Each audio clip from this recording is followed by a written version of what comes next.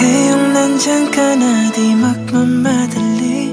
Ikaw lang ang katabi hanggang sa ang buhok ay pumuti.